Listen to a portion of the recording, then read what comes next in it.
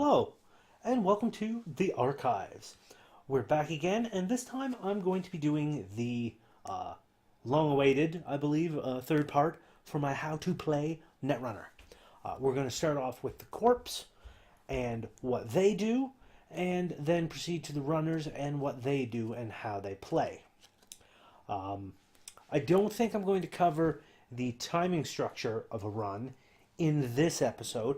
I'll save that for part 4, which will wrap everything else up, because the timing structure of a run is fairly complicated.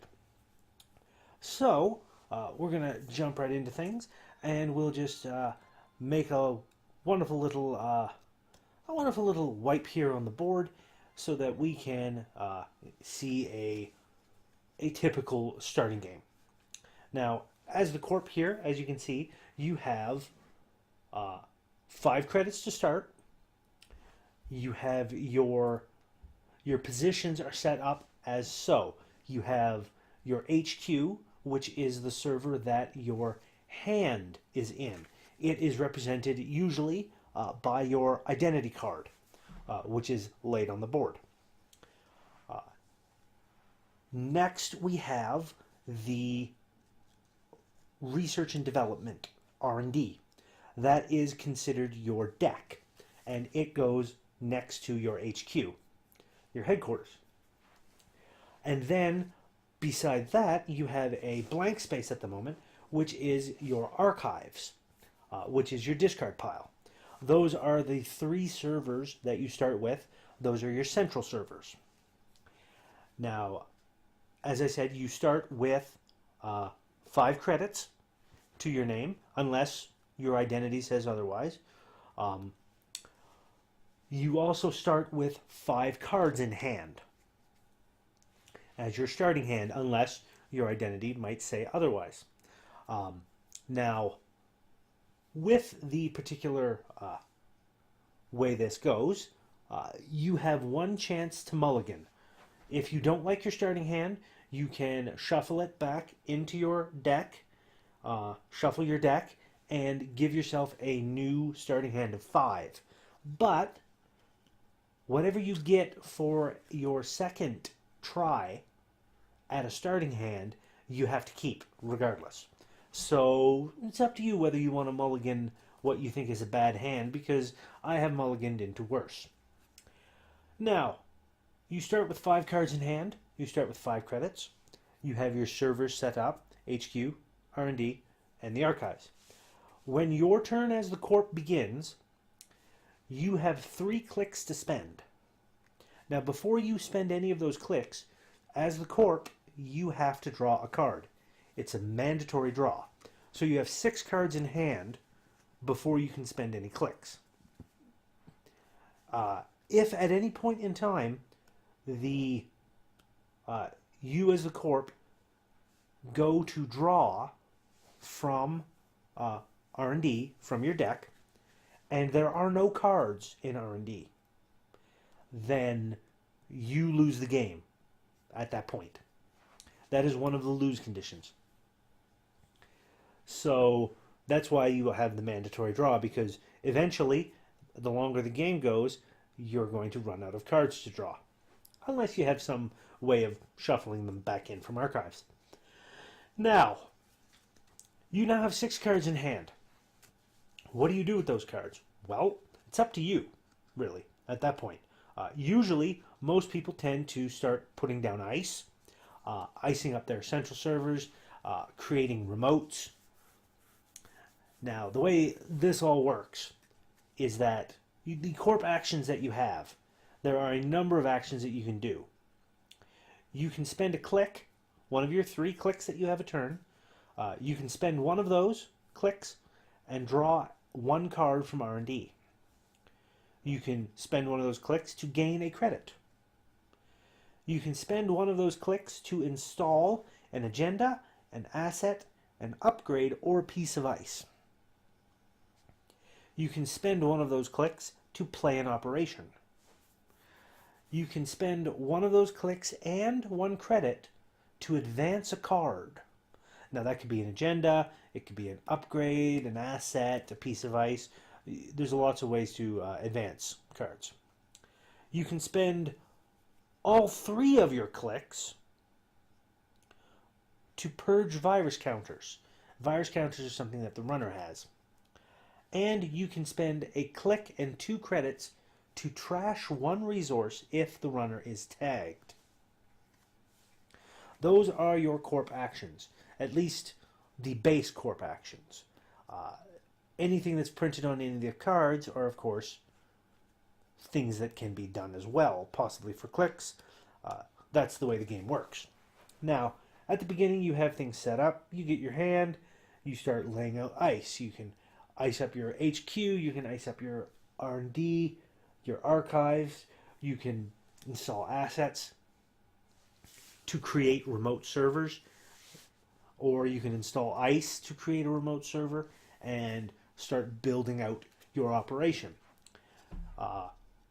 What cards you have, depending on how you've built your deck, will more or less determine your strategy as to how you're going to go. Are you going to try for fast advance? Are you going to try to hunker down and just lay out ice after ice? Are you going to try and tag the runner and then kill them? Are you going to invite the runner in and kill them with booby traps? It really depends on how you want to do it. But those are your base actions. And the main goal of the game is to set up your servers, to build up your ice, so that the runner can't get in, so that you have time to install agendas, advance them, and score them. Because that is how you as the Corp win the game. Either flatlining the runner or scoring 7 agenda points. So, that's what you need to do. And how you do it, again, is all up to you and how you build your deck. What your strategy is, what you're aiming for. It differs from Corp to Corp, because certain Corps, like Jinteki, are very adept at having traps. They have lots of different ways to make you think something might be an agenda, but you walk in and it does net damage and kills you. This is how they operate. Hospiroid does a lot of brain damage and a lot of losing clicks. NBN is very tag heavy. Lots of tags there. Wayland is all about getting the tags on you and then doing meat damage, which kills you. Which is different from net damage. Which is different from brain damage. But they all do damage to you. So those are your Corp actions. That's how the Corp basically works. You need to build up your servers and get your ice going. Get your economy cards out so you're making money. Because all these cards that you have out, while they may not cost any money to install, except for ice past the first level. Oh, pardon me. The first piece of ice that you install in any server, you can just install it for free, other than the click. If you install a second piece of ice over the same server, it will cost you a credit for each space beyond the first that you're moving out. So the second piece of ice you install is worth a click and a credit that you need to install it. The third piece of ice is worth a click and 2 credits because you're moving farther out. You're building higher servers. And that's basically it. Those are the core rules. That's your basic actions and your basic strategy. So there's not really too much else to say beyond that, because you need to get in and play the game. You need to know how the interactions work for things to happen. Now we'll switch things over and we'll rotate the board. And we'll have the runner. Now, the same as with the Corp, the runner starts with 5 credits, has a starting hand of 5 cards, unless ID says otherwise. And also like the Corp, the runner can choose to mulligan once. If they mulligan, then they have to keep whatever their second starting hand is. You shuffle it back into your stack. The runner has their identity card laid out, which displays the pertinent information. They have their deck, which is what they call their stack. And they have their discard pile, which is called their heap. There's also other spaces on the board that will be filled up. I'll show you in a little bit how it's usually done. Now, the runner has a number of actions that they can perform as well. They can spend a click to draw a card from their stack. They can spend a click to gain a credit. Pretty normal. They can spend a click to install a program, a piece of hardware, or a resource. They can spend a click to play an event. They can spend a click and 2 credits to remove 1 tag if they've been tagged. And they can spend a click to make a run. Now, those are the runner actions. And as a runner, you, very much in the same way as the Corp, you need to have your money coming. So you need to get your economy cards out, making you money, building up your credits. Anything you install is usually going to cost you clicks or credits. But as the runner, what you need to do is get your money coming in. You need to build up your rig. Now your rig is the section over here, and the rig is basically what you have your programs listed in, your hardware, which is your console, as well as any other hardware that you have, and your resources, which usually resources tend to be money cards that make you money or provide other beneficial effects. So you build up your rig, and once you have it built up enough that you can be attacking ice, then you get in and you start making runs. Because as the runner, the way you win is by either making the Corp lose all their deck so that they're having to draw when they don't have any cards, or you need to steal 7 agenda points. The only way to steal 7 agenda points is to run and access agendas, thus stealing them.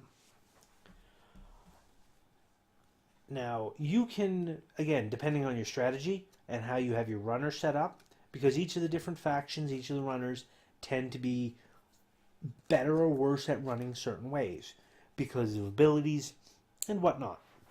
But the basic way you go about it is that you build up your ice, your programs, your icebreakers, to take out your code gates, the Corp's code gates, sentries, and barriers. And then you start running, breaking ice, busting into servers. Running costs money, naturally. Everything costs money. But this is what you do.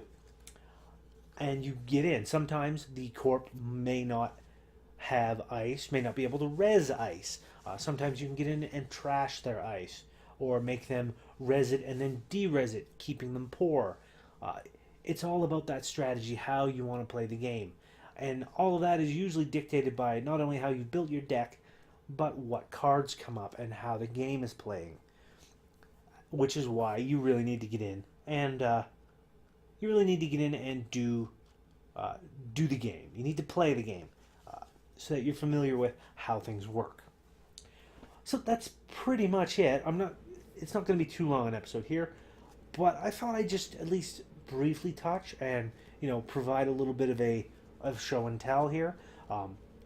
Next episode on how to play Netrunner may not be coming for a little while, but when it does, I will delve into the timing structure of a run in greater detail and explain how that works, because there's a lot of little fiddly bits that go on in there.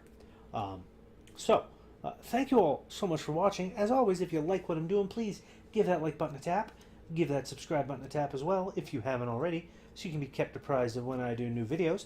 And throw a comment in the comment section if you like my little Netrunner videos, if you want to see more. If you have any topics that you might want me to cover, please throw those comments in the comment section. I would love to get a discussion going with some people. And until next time, my friends, remember, keep running.